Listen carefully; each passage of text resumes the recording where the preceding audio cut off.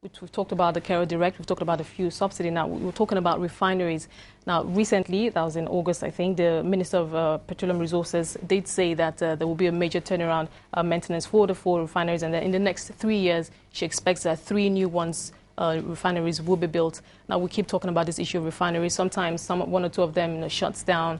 Not all of them are working up to their maximum capacity and all of that. So why does this problem continue or challenge still persist in terms of refining capacity of Nigeria? It's just unfortunate that we are thinking about building refinery now and at the same time thinking about the removal of subsidy.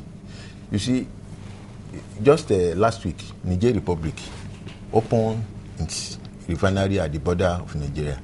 What that means to us is that we have seen a country that is ready to now take our product to refine for us and bring it back to Nigeria.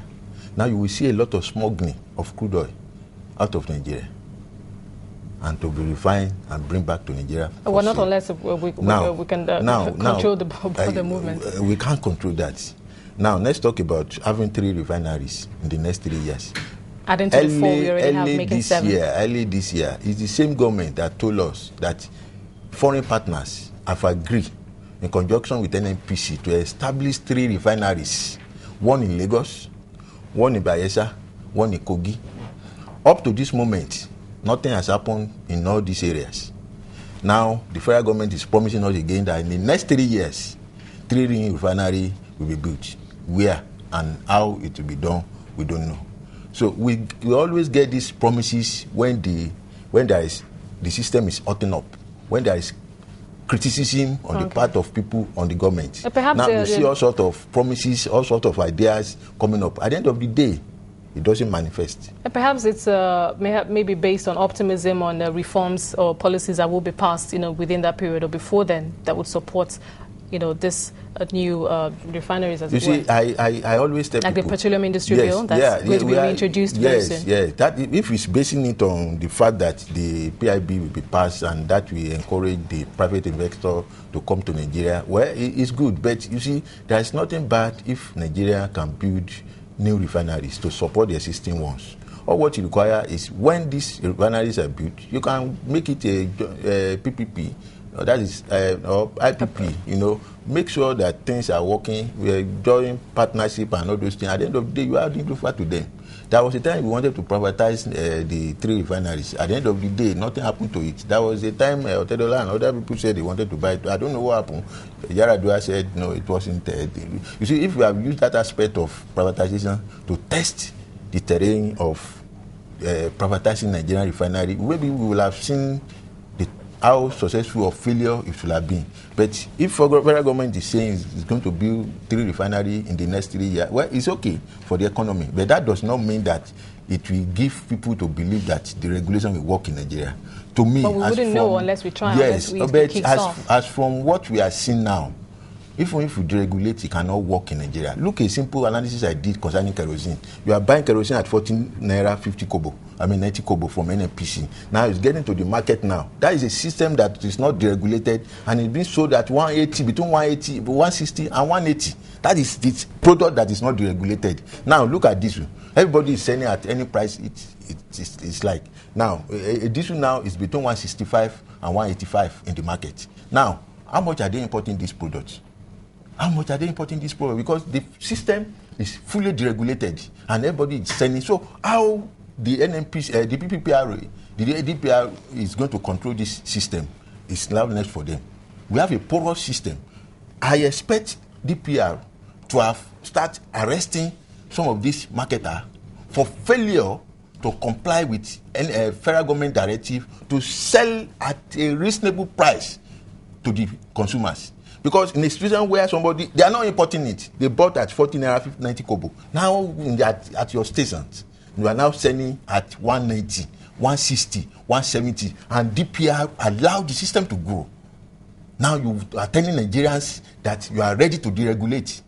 Which kind of deregulation to suffer more Nigerians? It brings us back to the same issues that we talk about every year. So I'm wondering, is it that these challenges, are they beyond government? Are we talking about issues of corruption? Government. Yeah, it's corruption. But I can tell you nothing beyond government. Because so who's going to start the cleansing process? Because obviously DPR. This whole exercise is rest on DPR and PPPRA. PPPRA was specifically set up to control the price because of the plan to deregulate or to remove subsidy. And this thing has been set up since President Obasanjo was in power, purposely because of plan to deregulate. Now, there is not is just sitting, nothing to, all what is collecting now is to license people, then permit people to import and pay subsidy. That is what is currently doing. Now, DPR too, I'm expecting that DPR should have arrested some marketer for selling above the price. Up to this moment, no arrests have been made, even in Lagos. You see DPR going out and do all sorts of things. At the end of the day, nothing has been arrested. They can close station for 2 or 3 days. The next 3 days, you see it opened. Okay, perhaps with this ongoing probe of the beneficiaries of the oil or the fuel subsidy, maybe we haven't seen this in a while. Maybe perhaps this, and it has thrown open some revelations, some surprises. Perhaps this may or could be a first step to sanitizing, or at least exposing the entire process to the general public, and this might bring about some sanitation. Sanitation, because if the marketers or the major players themselves, I believe they're going to meet or face the House, the pro panel, on the 12th of December, that's next week, Monday. So if when they begin to talk, revelations are made, perhaps we begin to see the sector being cleansed. Yeah, let me be sincere with you. I won't blame the marketer for anything at all. Marketers are in business to make profit. I'm telling you the truth. They are into business. But not at the peril or the expense. No. It's not at the expense of anybody. There are groups that are scrutinizing whatever they bring into this country. There are groups that monitor how many liters you bring into the country, into the economy. Now, what is the fault of the marketer? They are really business people. They collect license to import.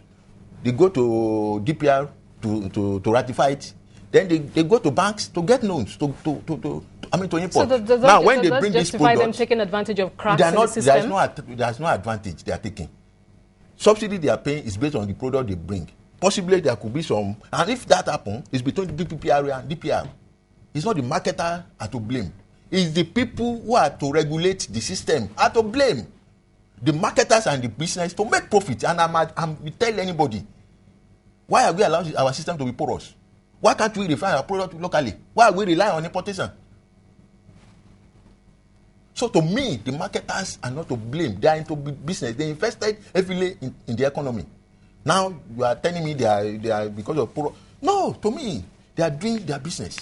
Whether it's now there are now corruption, there are issues of corruption, it's now between them and the regulatory agency, which the National Assembly have to find out.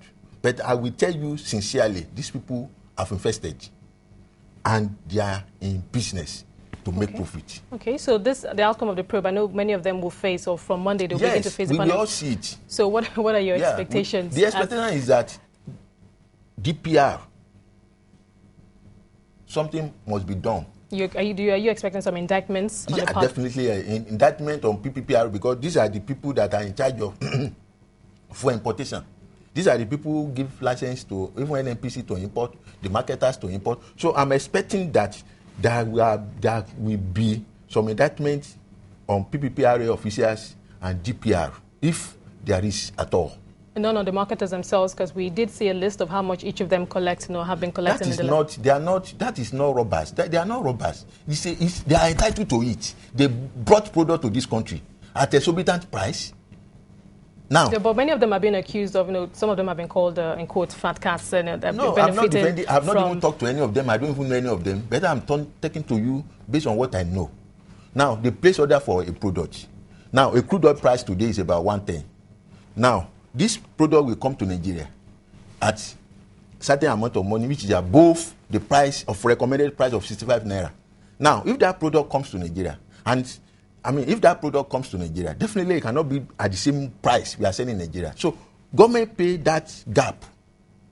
Possibly within that gap, there could be some corruptive tendency to, but definitely ordinarily, as we are seeing it, they need to be subsidized, okay. yes, to pay that gap. But if there is, even though it doesn't encourage competition. How? Because if the government is providing them this buffer, like many people say, it doesn't. That's why they're calling for the subsidy removal, so that each of them, all prices will find their balance at a point. Even though it may go up in the short term or perhaps medium term, but at a point, the prices themselves would find their own balance. Let me just tell you a little background to this issue you are raising. You see, when Obasanjo came, there was not issue of deregulation. You know Ibafon? Yeah. There was no single depot at that time.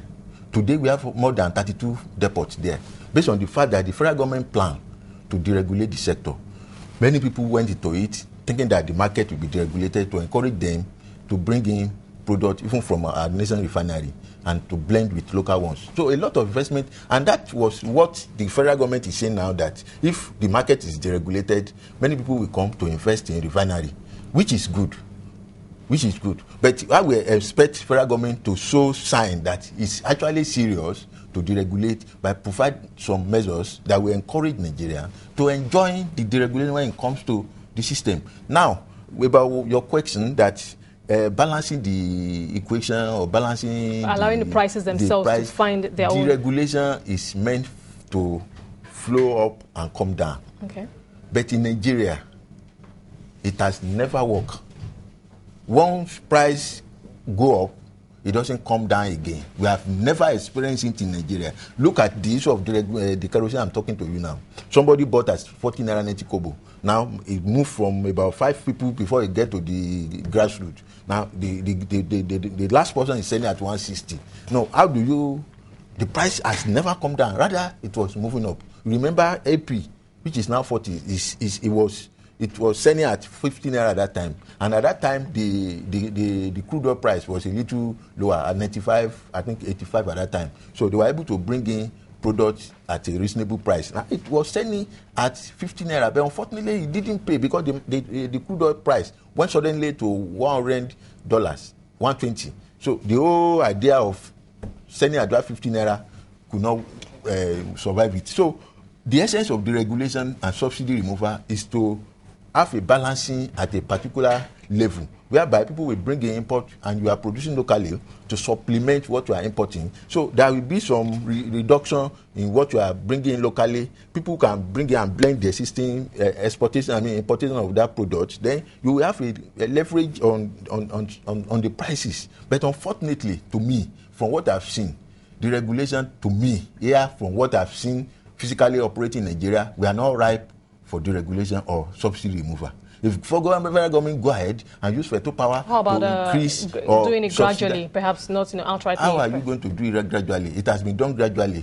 Kerosene, diesel has been removed. Aviation fuel has been removed.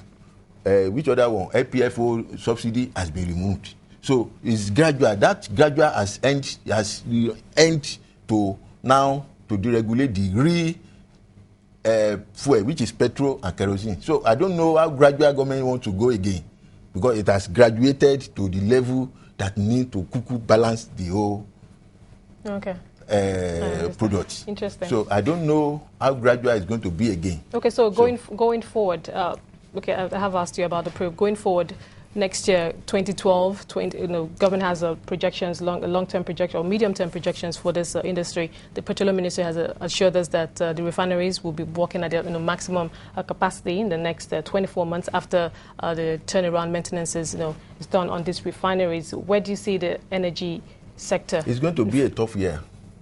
It's tough to 2012? Yes, it's going to be a tough year because the budget is not including the subsidy. And government will want to impose it on us. So it's going to be a tough year for Nigerians. So I will advise Nigerians to brave up for the challenges ahead.